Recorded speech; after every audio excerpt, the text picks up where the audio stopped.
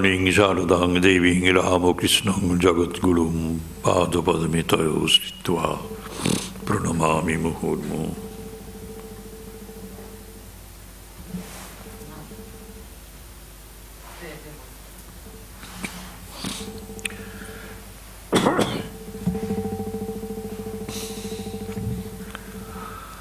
ওম তব কথামৃতম তপ্ত জীবনম কবিবিড়িতম কলমশাপহম শ্রবণমঙ্গলম শ্রীমতাততম ভুবি গিনন্তি ভূরিদা জনাঃ।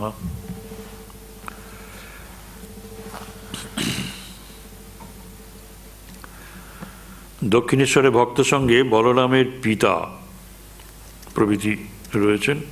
আজ শনিবার 22শে ডিসেম্বর 1883 খ্রিস্টাব্দ, বেলা 9টা। বলরামের পিতা আসিয়াছেন। রাখাল হরিশ মাস্টার লাড্ডু এখানেই বাস করিতেছেন, দক্ষিণেশ্বর। শ্যামপুকুরের দেবেন্দ্র ঘোষ আসিয়াছেন।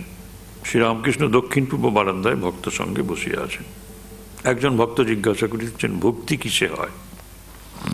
শ্রীরামকৃষ্ণ বলরামের পিতা প্রভৃতি ভক্তদের প্রতি, এগিয়ে পড়ো, 7 দেউড়ির পর রাজা আছেন, সব দেউড়ি পার হয়ে গেলে তবে তো রাজাকে দেখবে। আমি চাণকে মানে ব্যারাকপুর, অন্নপূর্ণা প্রতিষ্ঠার সময় দারিকবাবুকে বলেছিলাম, বড় দিঘিতে বড় মাছ আছে গভীর জলে, চার ফেলো, সেই চারের গন্ধে ওই বড় মাছ আসবে, একবার ঘাই দেবে। প্রেম ভক্তিরূপ চার।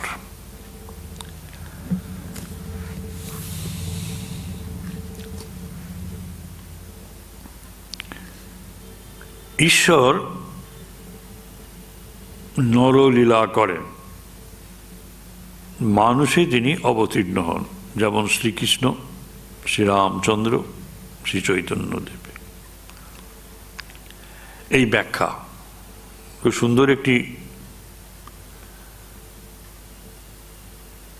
তত্ত্ব আসছে এবার। শ্রীরামকৃষ্ণ অবতার তত্ত্ব, তিনি নিজেই এই অবতার তত্ত্ব ব্যাখ্যা করছেন।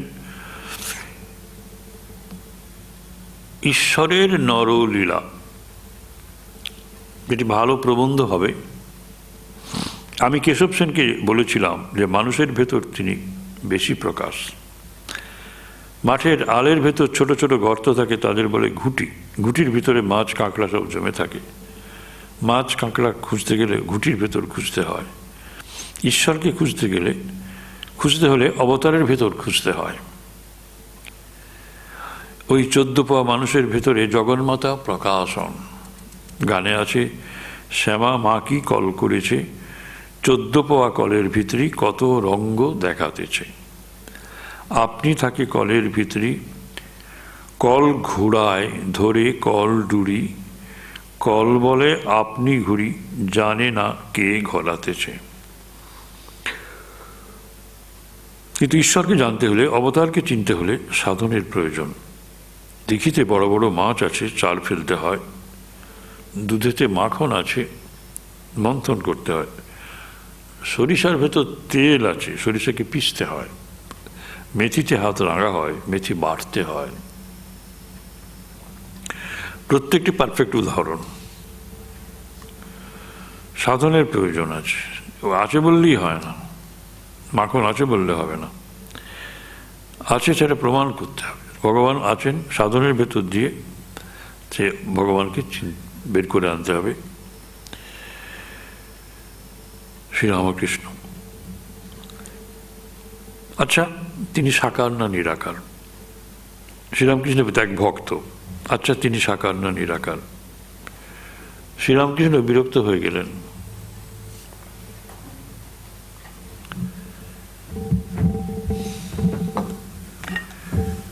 যে খড়দা বামুনপাড়া যেতে হলে আগে তো খড়দায় পৌঁছতে হবে,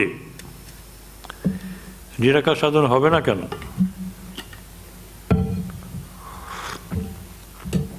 তবে বড় কঠিন।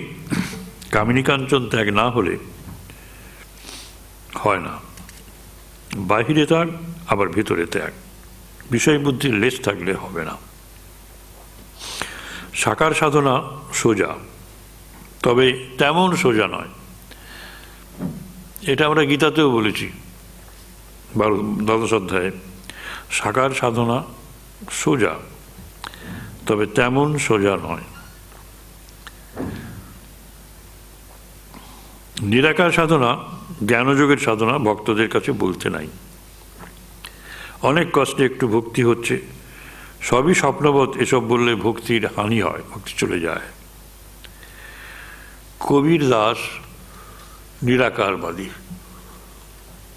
শিব, কালী, কৃষ্ণ এদের কবির মানত না। কবির বলতো, কালী চালকলা খান, কৃষ্ণ গোপীদের হাততালিতে বানর নাচ নাচেন। সবার হাস্য।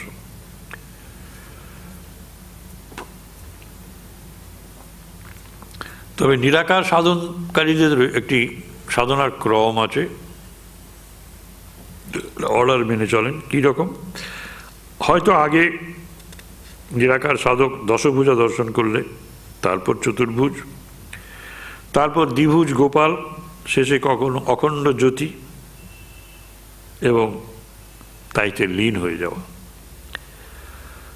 দত্তাত্রেয় ও জড়ভরত ব্রহ্মদর্শনের পর আর ফেরে নাই, এরূপ আছে। একমতে আছে শুকদেব সেই ব্রহ্ম সমুদ্রের একটি বিন্দু মাত্র আস্বাদন করেছিলেন। সমুদ্রে হিল্লোল কল্লোল দর্শন এবং শ্রবণ করেছিলেন, কিন্তু সমুদ্রে ডুব দেন নাই। একজন ব্রহ্মচারী বলেছিল, কেদারের ওদিকে গেলে শরীর থাকে না। সেরূপ ব্রহ্মজ্ঞানের পর আর শরীর থাকে না, 21 দিনে মৃত্যু। 21 দিনে মৃত্যু, এর কারণটা হচ্ছে যে এটা একটা স্ট্যাটিস্টিক্স নিয়ে দেখা গেছে যে মানুষ ব্রহ্মজ্ঞানের পর জীবন ধারণে সক্ষম হয় না। জীবন ধারণের নিয়ম নীতিগুলি, খাওয়া দাওয়া, এগুলি তার পক্ষে সম্ভব নয়। আর সম্ভব হয় না, তার কারণ তিনি একত্ব দর্শন করেন, জীবকোটি। সেজন্য ওটা খাওয়া দাওয়া, জীবন ধারণের জন্য যেগুলি প্রয়োজনীয় জিনিস, সেগুলি সম্পন্ন করা অসম্ভব হয় বলে 21 দিনের মধ্যে তার শরীর চলে যায়। কিন্তু ঈশ্বর কোটিরা থাকেন। প্রাচীরের উপারে অনন্ত মাঠ, 4 জন বন্ধু প্রাচীরের ওপারে কি আছে দেখতে চেষ্টা করলে এক একজন প্রাচীরের উপর ওঠে আর মাঠ দর্শন করে হাহা করে হেসে উপারে চলে যায়।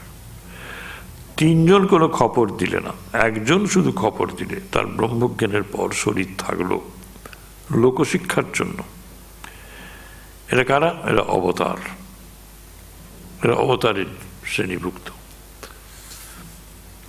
এরা ঈশ্বর কোটি। এরা বড় জাহাজ, নিজেরাও যার সঙ্গে অনেক মানুষকে পারাপার করে। জীবকোটি নিজেরা হয়তো ঈশ্বরের কৃপা ভব সমুদ্রে ভাসতে ভাসতে ওপারে গেলেন, নিজের মুক্তি হলো, কিন্তু সেটা হয়তো একটা বট পাতায় ভেসে ভেসে যাচ্ছে। ছোট ডিঙি, নিজেরা যায় কিন্তু অন্য কাউকে নিয়ে যেতে পারে না, ডুবে যায়। হিমালয়ের ঘরে পার্বতী জন্মগ্রহণ করলেন, তার পিতাকে নানা রূপ দেখাতে লাগলেন। হিমালয় বললেন, মা, এসব রূপ তো দেখলাম, কিন্তু তোমার একটি ব্রহ্মস্বরূপ আছে, সেটা আমাকে দেখাও। পার্বতী বললেন, বাবা, তুমি যদি ব্রহ্মজ্ঞান চাও তাহলে সংসার ত্যাগ করে সাধু সঙ্গ করতে হবে। ব্রহ্মজ্ঞান বড় জিনিস তো, সবচেয়ে সর্বশ্রেষ্ঠ আধ্যাত্মিক জ্ঞান। সেটা পেতে গেলে সর্বশ্রেষ্ঠ পথ অনুসরণ করতে হবে, সর্বশ্রেষ্ঠ ত্যাগ স্বীকার করতে হবে। সংসারের যাবতীয় সুখভোগ ত্যাগ। হিমালয়ে কোনো মতে ছাড়েন না। তখন পার্বতী একবার দেখালেন, এই একবার দেখতেই গিরিরাজ একেবারে মূর্ছিত। এখন এর যদি কেউ সোর্স খুঁজতে চান, সোর্স পাবেন না। কত রকম পুরাণ আছে, ঠাকুর কত কি সব শুনেছেন, এগুলো অনেকে বের করেছেন, অনেকে বের করতে পারেননি। এখানে সেই রকম কিছু আছে যেগুলি প্রচল কথার মতো, তার সোর্স জানা খুব মুশকিল। এ যা বললাম সব বিচারের কথা, ব্রহ্ম সত্য জগৎ মিথ্যা, এই বিচার সব স্বপ্নবৎ, বড় কঠিন। এ পথে তার লীলা স্বপ্নবৎ মিথ্যা হয়ে যায়। অর্থাৎ যে ঈশ্বরের লীলা, নরলীলা, এটা বিচারের পথে আসে না, ব্রহ্মের পথে আসে না, ব্রহ্মজ্ঞানের পথে আসে না, বেদান্ত মতে আসে না। সেজন্য ঠাকুর বলেছিলেন, যেই রাম, যেই কৃষ্ণ, সেই ইদানিং রাম ও কৃষ্ণ, তবে তোর বেদান্তের দিক দিয়ে নয়। এটা বিচারের পথে লীলা আসে না, এটা লীলার কথা হচ্ছে, তো ভক্তির কথা। তাই ঈশ্বর অবতীর্ণ হয়ে ভক্তির উপদেশ দেন, শরণাগত হতে বলেন। ভক্তি থেকে তার কৃপায় সব হয়, জ্ঞান বিজ্ঞান সব হয়। তিনি লীলা করছেন, তিনি ভক্তের অধীন। কোন কলের ভক্তি ডোরে আপনি শ্যামা বাঁধা আছে। কখনো ঈশ্বর চুম্বক হন, ভক্ত ছুঁছন। আবার কখনো ভক্ত চুম্বক হয়, তিনি ছুঁছন। ভক্ত তাকে টেনে লয়, তিনি ভক্তবৎসল, ভক্তাধীন। একমতে আছে, একটা রকম এইরকম একটা মত আছে, যশোদা ইত্যাদি গোপীগণ পূর্বজন্মে নিরাকারবাদী ছিলেন, তাদের তাতে তৃপ্তি হয় নাই, বৃন্দাবন লীলায় তাই কৃষ্ণকে লয়ে আনন্দ। শ্রীকৃষ্ণ একদিন বললেন, তোমাদের নিত্যধাম দর্শন করাবো, এসো যমুনার স্নান করতে যায়। তারা যাই ডুব দিয়েছেন একেবারে গোলক দর্শন। তারপর আবার অখণ্ড জ্যোতি দর্শন।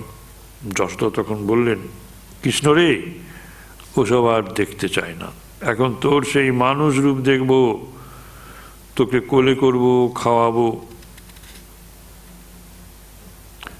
তাই অবতারে তিনি বেশি প্রকাশ। নরলীলায় তার আবির্ভাব ঘটেছে মানুষের ভেতরে। অবশ্যই সে আবির্ভাব অত্যন্ত দুর্লভ, সেই জন্যই শক্তির প্রকাশ দেখে সকলে অবাক হয়। আর অবতারের শরীর থাকতে থাকতে তার পূজা সেবা করতে হয়। কেন? সে যে কোঠার ভেতর চোর কুটুরি, ভোর হলে সে লুকা বেড়ে। ভোর হলে সে চলে যাবে, সেখানে সূর্যের আলো পড়ে যাবে।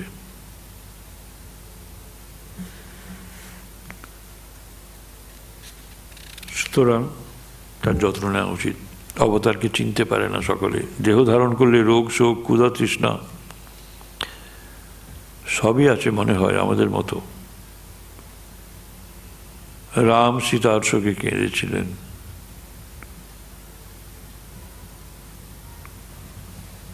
দেহ ধারণ করলে রোগ শোক তৃষ্ণা সব আছে।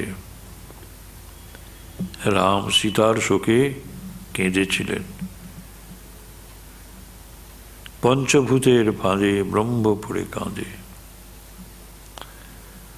পুরাণে আছে, হিরণ্যাক্ষ বধের পর বরাহ অবতার নাকি ছানাপনা নিয়ে বেশ ভালোই ছিলেন, তাদের মাই দিচ্ছিলেন। স্বধামে যাবার নামটি নাই, শেষে শিব এসে ত্রিশূল দিয়ে শরীরটি নাশ করলে তিনি তখন হি হি করে হেসে স্বধামে গেলেন।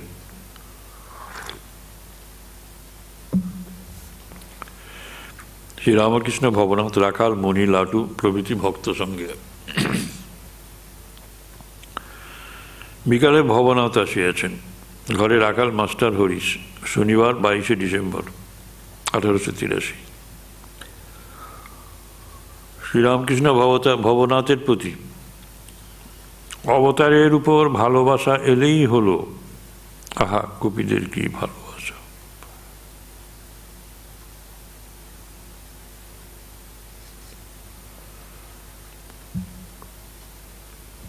গোপীদের কি ভালোবাসা, এই বলিয়া গান গাইতেছেন।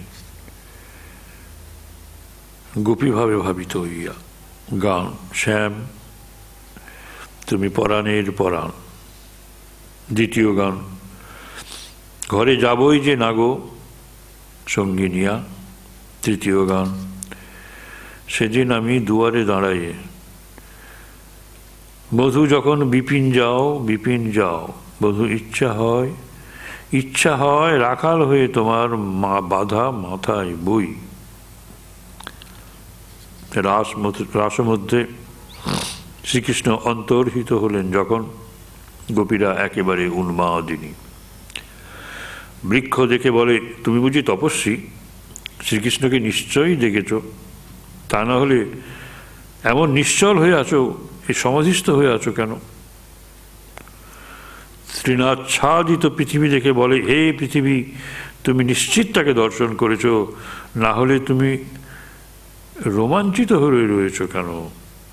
অবশ্য তুমি তার স্পর্শ সুখ সম্ভোগ করেছ। আবার মাধবীকে দেখে বলে, ও মাধবী, আমার মাধব দে। এই গোপীদের প্রেম উন্মাদ। যখন অশ্রুর এলেন, শ্রীকৃষ্ণ বলরাম মথুরা যাওয়ার জন্য তার রথে উঠেছে। সে সময় গোপীরা রথের চাকা ধরে রইলেন, যেতে দেবেন না। এই বলিয়া শ্রীরামকৃষ্ণ আবার গান গাইতেছেন, ধরোনা ধরোনা রথচক্র, রথ কি চক্রে চলে, যে চক্রের চক্রী হরি, যার চক্রে জগৎ চলে। শ্রীরামকৃষ্ণ বলছেন, রথ কি চক্রে চলে? এই কথাগুলি আমার খুব বড় ভালো লাগে।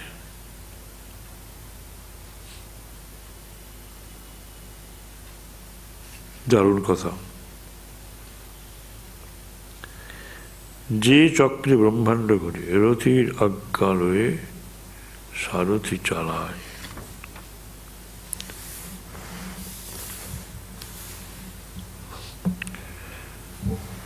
সমাধি মন্দিরে দক্ষিণেশ্বরে ঠাকুর দক্ষিণ পূর্বের বারান্দায় রাখাল মুনি হরিশ ভক্ত সঙ্গে বসে আছে। বেলা 9টা, রবিবার, 23শে ডিসেম্বর 1883।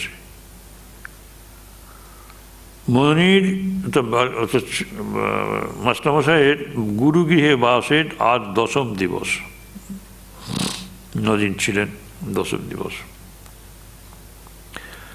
মনমোহন কর্ণকর ওই যে সকালবেলা আসিয়াছেন, ঠাকুরকে দর্শন করিয়া কিয়ৎক্ষণ বিশ্রাম করিয়া আবার কলকাতা যাইবেন। হাজরাও ঠাকুরের কাছে বসিয়া আছেন। নীলকণ্ঠে দেশের একজন বৈষ্ণব ঠাকুরকে গান শোনাইতেছেন। বৈষ্ণব প্রথমে নীলকণ্ঠের গান গাইলেন।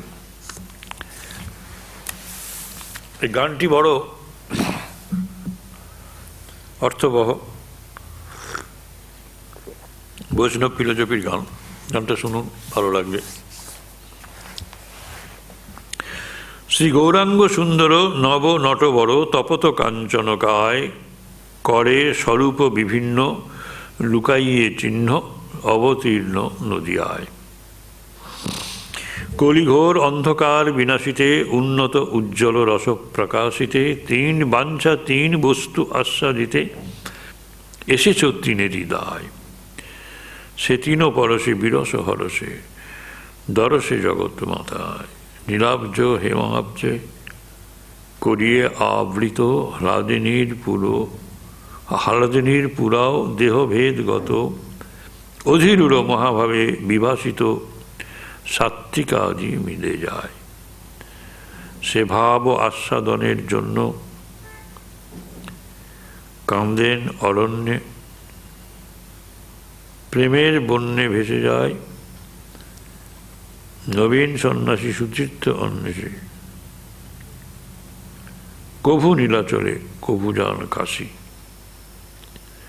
অযাচকে দেন প্রেম রাশি রাশি, নাহি জাতিভেদ তাই, দ্বিজ নীলকণ্ঠ বনে এই বাঞ্ছা মনে, কবে বিকাব গৌরের পায়।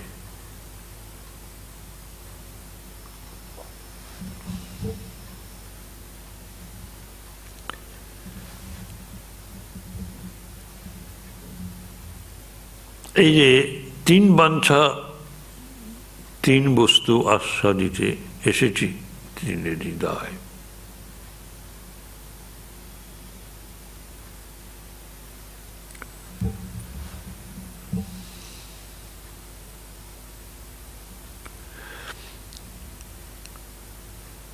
এই নরলীলাতে রাধা এবং কৃষ্ণের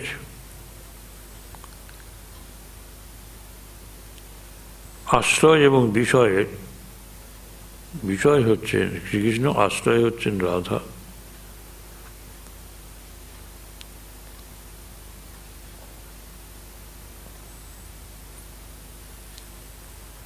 এর মহিমা জানা,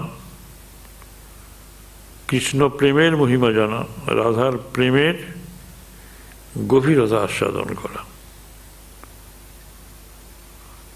গৌরব বৈষ্ণবদের মতে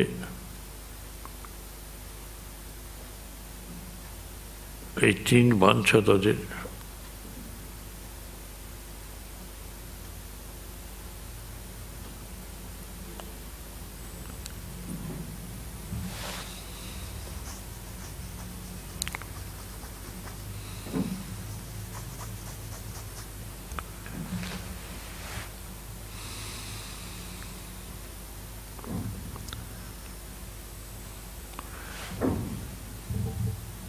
এই গৌরাঙ্গ সুন্দর তার স্বরূপ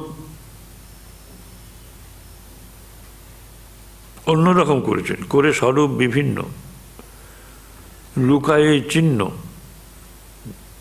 চিহ্নগুলো লুকিয়ে রেখে দিয়েছেন, এবং অবতীর্ণ নদিয়ায়।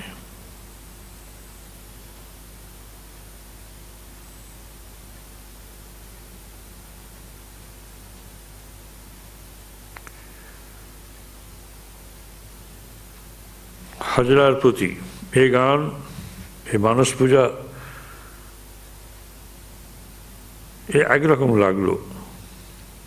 হাজরা এ সাধকের নয়, জ্ঞান দ্বীপ, জ্ঞান প্রতিমা। আমার কেমন কেমন বোধ হলো। আগেকার সব গান ঠিক ঠিক, পঞ্চবটিতে ন্যাংটার কাছে আমি গান গেয়েছিলাম। জীব সাজ সমরে কালও বেশে রণবেশে প্রবেশে তোর ঘরে, রণবেশে কাল প্রবেশে তোর ঘরে। আর একটা গান, দোষ করো নয় গোমা, আমি সখায়ত শরীরে ডুবে মরি শ্যামা।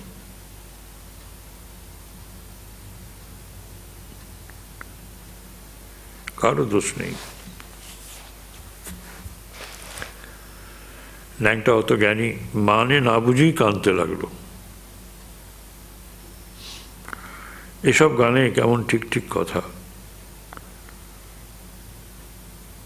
ভাবো শ্রীকান্ত নরকান্তকারীরে নিতান্ত কৃতান্ত ভয়ান্ত হবি।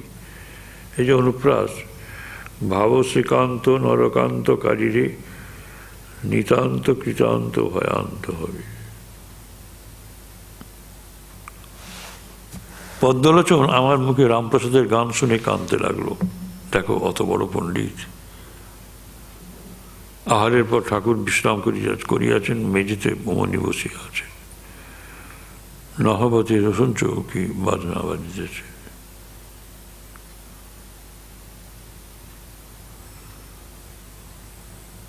শ্রবণের পর মনিকে বুঝাইতেছেন ব্রহ্মই জীব জগৎ হইয়া আছেন।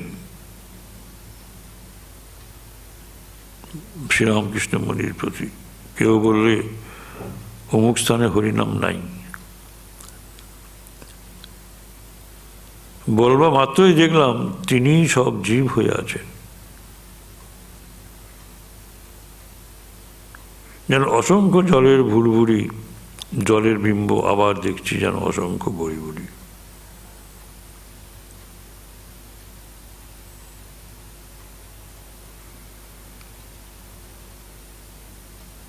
আবার যেন দেখছি অসংখ্য বড়ি বড়ি।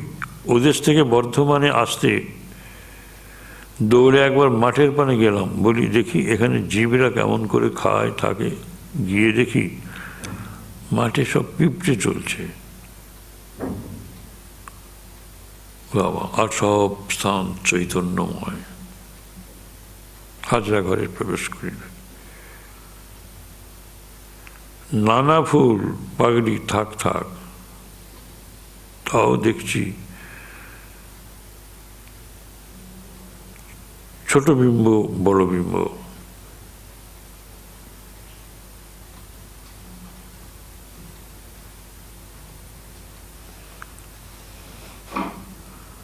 এই সকল ঈশ্বরীয় দর্শন বলিতে বলিতে ঠাকুরের সমাধিস্থ অবস্থা। ঠাকুর বলিতেছেন, আমি হয়েছি, আমি এসেছি। আমি হয়েছি মানে কি? আমি ভগবান, আমি মানুষ হয়ে এসেছি নরলীলায়, আমি এসেছি।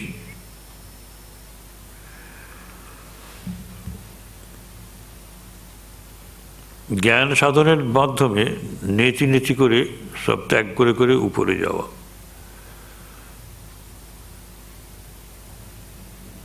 আর এরপর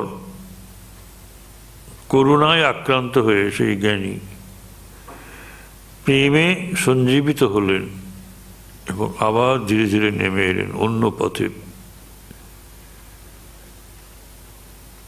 ভক্তের ভগবান হয়ে, মানুষ রূপে। এর বলতে আমি হয়েছি, আমি এসেছি। এবং একথা বলে একেবারে সমাধিস্থ, সমস্ত স্থির।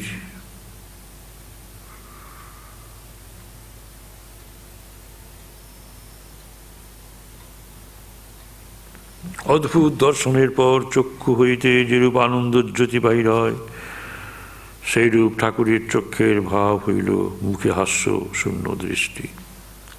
ঠাকুর পায়চারি করিতেছেন।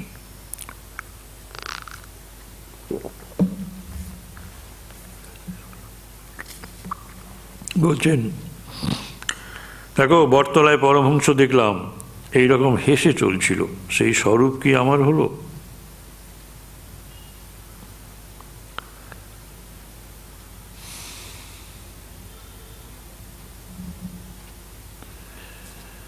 দেখুন, তিনি দেখছেন যে সব তিনি হয়েছেন সর্বভূতস্তম আত্মা, আত্মানম সর্বভূতানি চাত্মনি।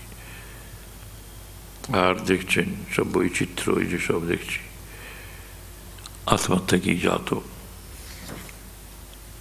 এইরূপ পাদচারণের পর ঠাকুর ছোটখাটটিতে বসিয়া আছেন এবং জগন্মাতার সহিত কথা বলিতেছেন। ঠাকুর বলিতেছেন,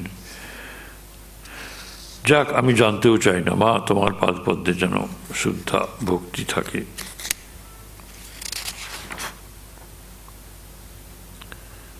বললেন না যে একজন পরমহংসকে দেখেছিলাম, সে এইরকম করে হাসছে, হেসে যাচ্ছিল, আমার কি সেই অবস্থা হলো? বলে আমি জানতেও আর চাই না, তোমার পাদপদ্মে যেন শুদ্ধ ভক্তি থাকে। কি পবিত্র ভাব!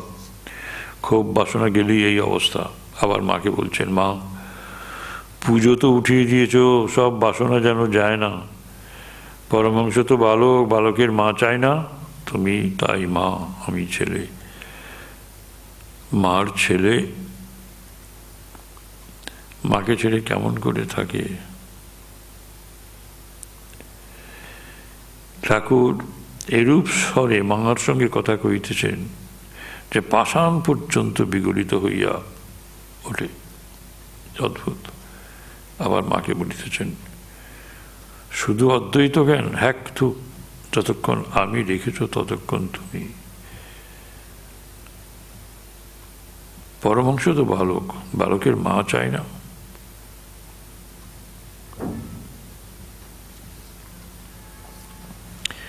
এই যে মায়ের প্রয়োজন কোথায়? পরমহংসের জন্য মায়ের প্রয়োজন আছে। এই তত্ত্ব এই সন্ধান নূতন। মনি অবাক হইয়া ঠাকুরের এই দেব দুর্লভ অবস্থা দেখিতেছেন, ভাবিতেছেন অহেতুক কৃপা সিন্ধু তিনি, তাহারই বিশ্বাসের জন্য, তাহারই চৈতন্যের জন্য আর জীব শিক্ষার জন্য গুরুরূপী ঠাকুর শ্রীরামকৃষ্ণের এই পরমাংশ অবস্থা। এখন এটা মাস্টারমশাই ভেবেছেন যে তার জন্যই যেন তিনি এসেছিলেন, কিন্তু সকলেই ভেবেছে, সবাই তারা যখন একত্রিত হয়েছেন তারা তাদের মনের কথা বলেছেন যে আমার জন্যই যেন তিনি এসেছেন। এটা একটা অহংকার হয়, এ অহংকার ভালো। মনি ভাবিতেছেন ঠাকুর বলেন অদ্বৈত চৈতন্য নিত্যানন্দ, অদ্বৈত জ্ঞান হলে চৈতন্যরা হয়।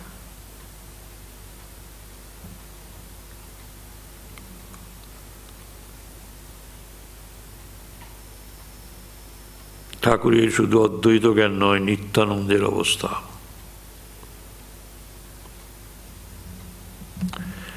তাহলে অদ্বৈত জ্ঞান থেকে চৈতন্য, চৈতন্য থেকে নিত্যানন্দ, নিত্য আনন্দ, এক মুহূর্তের জন্য ফাঁক নাই।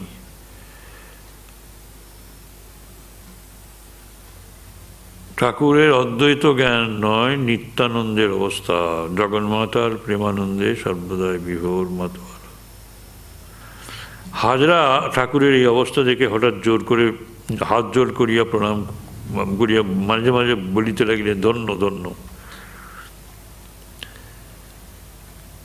ঠাকুর কিন্তু তাকে ধরে ফেলেছেন, বলছেন তোমার বিশ্বাস কই, তবে তুমি এখানে আছো যেমন জটিলে কুটিরে লীলা পোষ্টায়ের জন্য, তোমার কাজে ভয়ে ভয়ে করতে হবে। বৈকাল হইয়াছে, মুনি একাকী দেবালয়ে নির্জনে বেড়াইতেছেন, ঠাকুর শ্রীরামকৃষ্ণের অদ্ভুত অবস্থা ভাবিতেছেন, আর ভাবিতেছেন ঠাকুর কেন বললেন। ক্ষোভ বাসনা গেলেই এই অবস্থা। এই গুরুরূপী ঠাকুর শ্রীরামকৃষ্ণ কে? স্বয়ং ভগবান কি আমাদের জন্য দেহ ধারণ করে এসেছেন এই নরলীলা রূপে? নরলীলা রূপ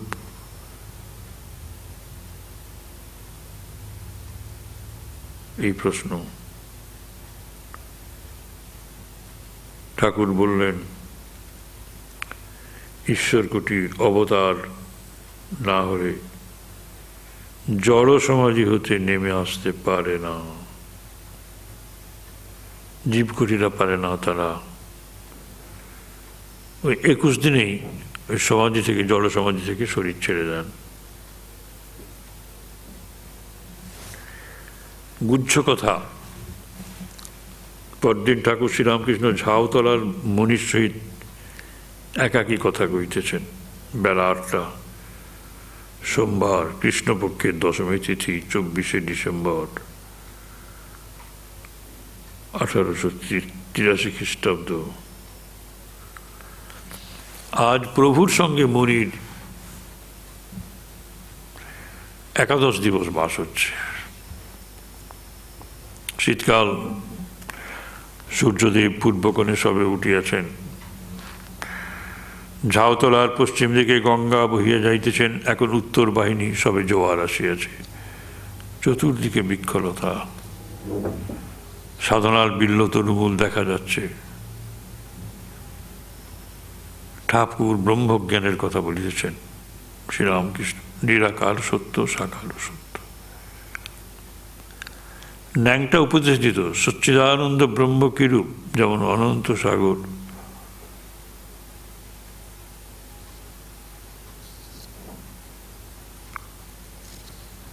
ঊর্ধ্বে নিচে, ডাইনে বাঁয়ে, জলে জল, কারণ শরীর জল স্থির। কার্য হলে তবে তরঙ্গ। সৃষ্টি স্থিতি প্রলয়, এই হচ্ছে কার্য।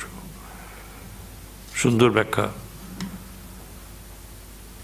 অনন্ত সাগর, চারদিকে জল, কিন্তু স্থির জল। কার ইচ্ছায় কার্য সম্পাদন হবে, তরঙ্গ আবার উঠবে, সৃষ্টি স্থিতি প্রলয় কাজ শুরু হবে। ঈশ্বরের। আবার বলতো বিচার যেখানে থেমে যায় সেই ব্রহ্ম। যেমন কর্পূর জ্বালালে পুড়ে যায়, একটু ছায়াও থাকে না।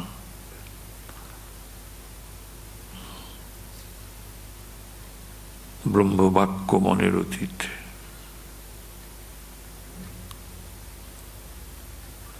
নুনের পুতুল সমুদ্র মাপতে গেছিল, এসে আর খবর দিলে না, সমুদ্রেই গলে গেল। ঋষিরা রামকে বলেছিলেন, রাম, ভরদ্বাজাদি তোমাকে অবতার বলতে পারেন, কিন্তু আমরা তা বলি না। আমরা শব্দ ব্রহ্মের উপাসনা করি।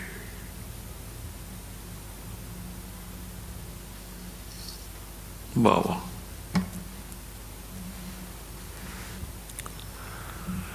ঋষিরা রামচন্দ্রকে বলেছিলেন যে ভরদ্বাজ ওরা তোমাকে অবতার বলতে পারে, কিন্তু আমরা শব্দ ব্রহ্মের উপাসনা করি। আমরা মানুষ রূপ চাই না।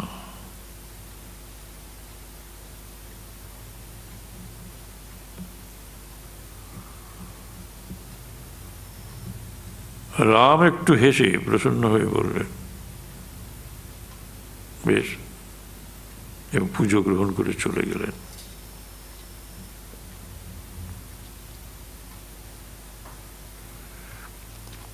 এই যে নরলীলার কথা বলছেন, নিত্য লীলা করছেন মানুষের রূপ নিয়ে, ভগবানের রূপ নিয়ে।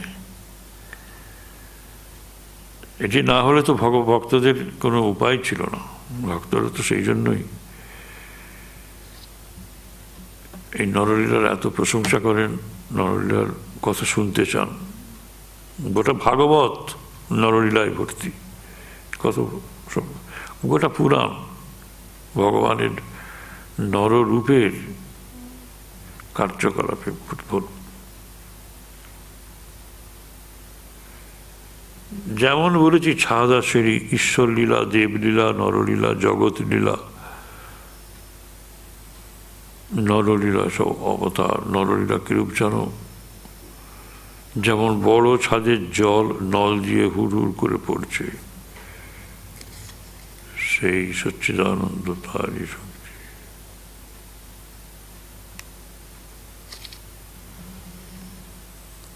একটি প্রণালী দিয়ে নলের ভিতর দিয়ে আসছে, অর্থাৎ সেই সচ্চিদানন্দ ঈশ্বর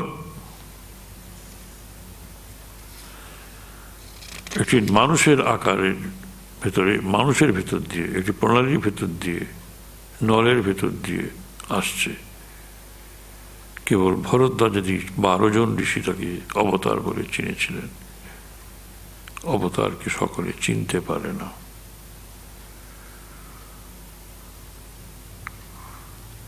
শ্রীরামকৃষ্ণ মুনির প্রতি তিনি অবতার হয়ে জ্ঞান ভক্তি শিক্ষা দেন। আচ্ছা, আমাকে তোমার কিরূপ বোধ হয়?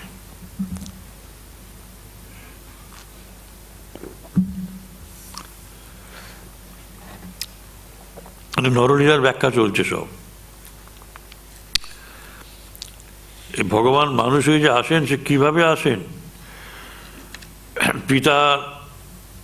পিতার ঔরজাত নন, মাতৃগর্ভজাত বটে, তাকে মায়ের গর্ভ আশ্রয় করে আসতে হয়। কিন্তু সাধারণ বায়োলজির মতো বায়োলজিক্যাল প্রসিডিওর সেখানে নেই, অলৌকিকভাবে তাদের জন্ম হয়।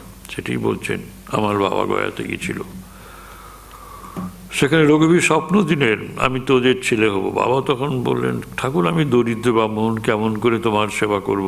রঘুবীর বললেন, তা হয়ে যাবে। দিদি, আমার হৃদয়ের মা, আমার পা পুজো করতো ফুলচন্দন দিয়ে। একদিন তার মাথায় পা দিয়ে মা বললে, তোর কাশিতেই মৃত্যু হবে।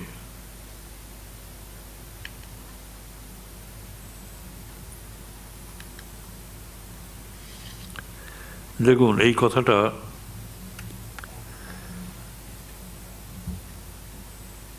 হীরের দিদি কে নিয়ে হচ্ছে, হীরের মা তার দিদি, হীরের তো ভাগ্নে, নিজের দিদি না, ডক্টর তো করতো দিদি, কিন্তু দিদি এই ঠাকুরের পা পুজো করতো ফুল চন্দন দিয়ে।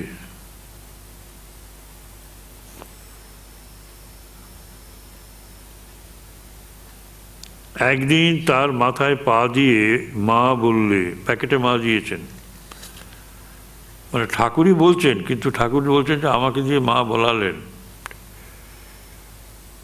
তো কাশতেই মৃত্যু হবে।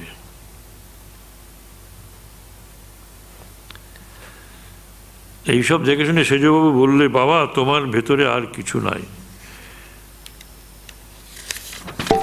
সেই ঈশ্বর আছে। এটা উনি বুঝেছিলেন, মথুরবাবু বুঝেছিলেন, তাকে বুঝিয়েছিলেন ঠাকুর। দেহটা কেবল খোল, যেমন বাইরের কুমড়োর আকার, কিন্তু ভেতরের শ্বাস বিচি কিছুই নাই। তোমায় দেখলাম যেন ঘোমটা দিয়ে কেউ চলে যাচ্ছে ঢেকে রেখে।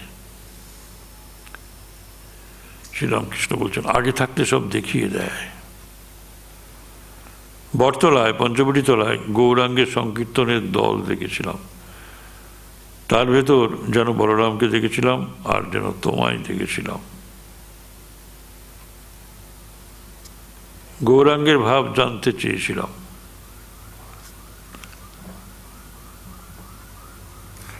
আপনারা জানেন ঠাকুর নবদ্বীপে গিয়ে গৌরাঙ্গের ভাব বুঝতে পারেননি।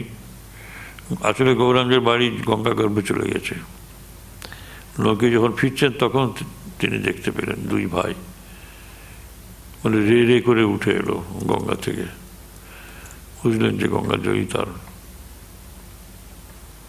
তাদের বিসর্জন হয়েছে। যাই হোক, কিন্তু বলছেন সেই গৌরাঙ্গের ভাব আমি জানতে চেয়েছিলাম শ্যামবাজারে, ওদেশে ফুলুই শ্যামবাজার। আপনারা যাবেন যখন জয়রামবাড়ি যাবেন বা কামারপুকুর থেকে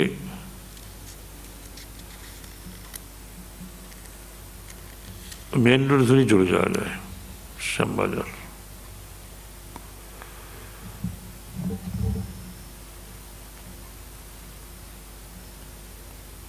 শ্যামবাজার জয়রামবাড়ি থেকে যেতে হবে, ফুলুই শ্যামবাজার। এটা দেখবার মতো। এর বর্ণনা সব জায়গায় খুব বেশি নেই, পুঁথিতেও আছে দেখবেন। পুঁথিকারের বাড়ি তো ওইদিকেই। ওদেশে সেই ফুলুই শ্যামবাজারে দেখালে গাছে পাঁচিলে সব লোকে ভর্তি, রাত দিন সঙ্গে সঙ্গে লোক।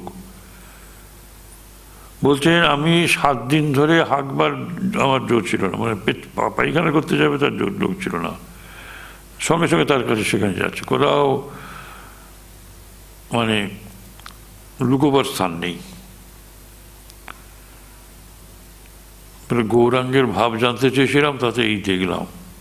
সে নাম সংকীর্তনে গোটা সেই অঞ্চল ভেসে গেল। তখন বললাম, মা আর কাজ নাই, এখন শান্ত। আর একবার আসতে হবে। সব পার্শ্বদের সব জ্ঞান দিচ্ছি না, তোমাদের যদি সব জ্ঞান দিই তাহলে তোমরা আর সহজে আমার কাছে আসবে কেন? তোমায় চিনেছি তোমার চৈতন্য ভাগবত পড়া শুনে। মাস্টারমশাইকে বলছে, তুমি আপনার জন এক সত্তা, পিতা পুত্র।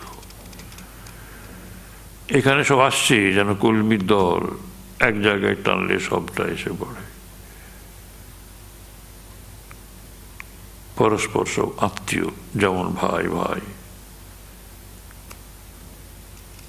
জগন্নাথে রাখাল হরিশ টরিশ সব গিয়েছে, আর তুমিও তো গিয়েছ। তা কি আলাদা বাসা হবে? যতদিন এখানে আসো নাই ততদিন ভুলেছিলে, এখন আপনাকে চিনতে পারবে। তিনি গুরু রূপে এসে জানিয়ে দেন। মাস্টারমশাই এর আগে তো খুব বিমর্ষ হয়ে গেছিলেন, তাকে জ্ঞান ভক্তি একসাথে দেওয়া হবে না বলে তার আধার নেই।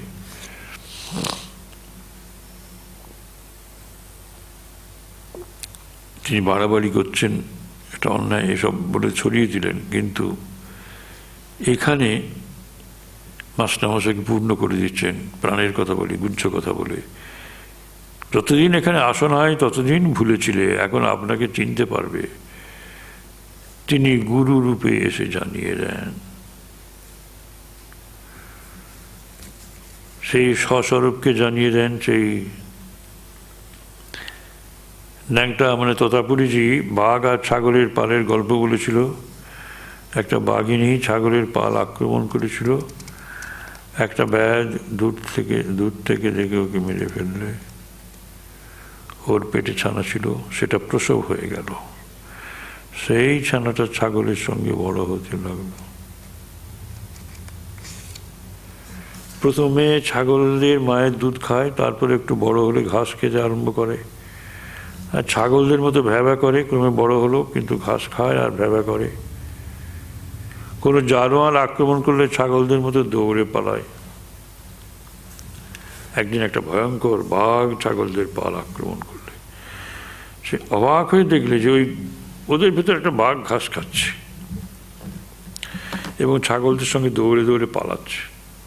তখন ছাগলদের কিছু না বলে ওই ঘাস খেয়ে বাঘটাকে সে ধরে ফেললো। সেটা ভ্যাবা করতে লাগলো আর পালাবার চেষ্টা করতে লাগলো। তখন তাকে সে একটা জলের ধারে টেনে নিয়ে গিয়ে বলে, দেখ তোর মুখ, দেখ দেখ আমারও যেমন হাঁড়ির মতো মুখ, তোরও তেমনি। হাসির কথা। তারপর তার মুখে একটু মাংস গুঁজে দিলে। প্রথমে সে কোনো মতেই খাবে না, তারপর একটু স্বাদ পেয়ে খেতে লাগলো। তখন বাঘটা বললে, তুই ছাগলের সঙ্গে ছিলি আর তুই ওদের মতো ঘাস খাচ্ছিলি, দেখ তোকে, তুই বাঘ। সে তখন লজ্জিত হলো। ঘাস খাওয়া কিনা কামিনী কাঞ্চন নিয়ে থাকা। ছাগলের মতো ভ্যাবা করে ডাকা আর পালানো মানে সামান্য জীবের মতো আচরণ করা। বাঘের সঙ্গে চলে যাওয়া কিরকম? গুরু যিনি চৈতন্য দান করালেন তার শরণাগত হওয়া, তাকেই আত্মীয় বলে জানা, নিজের ঠিক মুখ দেখা কিনা স্বরূপকে, স্বস্বরূপকে চেনা। ঠাকুর দণ্ডায়মান হইলেন, চতুর্দিক নিস্তব্ধ, কেবল ঝাউ গাছের শোষ শব্দ এবং গঙ্গার কুলুকুলু ধ্বনি। তিনি রেল পার হইয়া পঞ্চবটির মধ্য দিয়া নিজের ঘরের দিকে মণির সহিত কথা কইতে কইতে যাইতেছেন। মণি মন্ত্রমুগ্ধের মতো সঙ্গে সঙ্গে যাইতেছেন। পঞ্চবটিতে আসিয়া যেখানে ডালটি পড়ে আছে সেইখানে দাঁড়াইয়া পূর্বাশ্ব হইয়া বটমূলে চাতাল মস্তক দ্বারা স্পর্শ করিয়া প্রণাম করিলেন।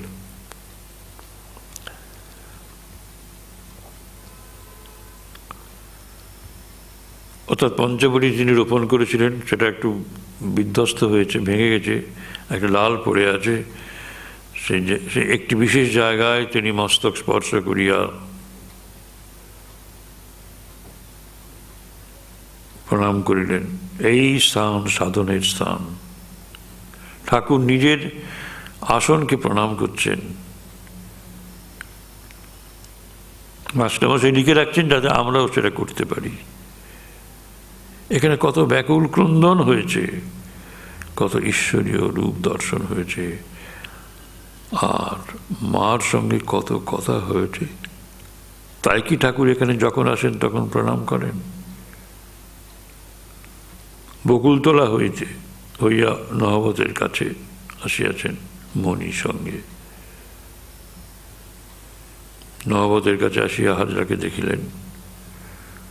ঠাকুর তাহাকে বলিতেছেন, বেশি খেও না আর সূচিবাই ছেড়ে দাও। যাদের সূচিবাই তাদের জ্ঞান হয় না।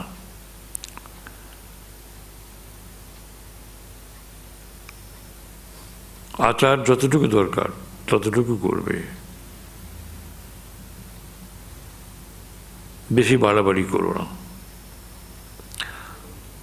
আচার মানে কিন্তু পিকুল নয়, এই আচার মানে হচ্ছে আচার অনুষ্ঠান।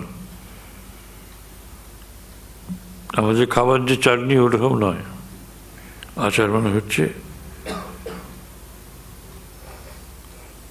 নিয়ম নিষ্ঠ মানা। সে বেশি বাড়াবাড়ি করতে নেই। ঠাকুর নিজের ঘরে গিয়া উপবেশন করিলেন। আজকে এখানেই থাক।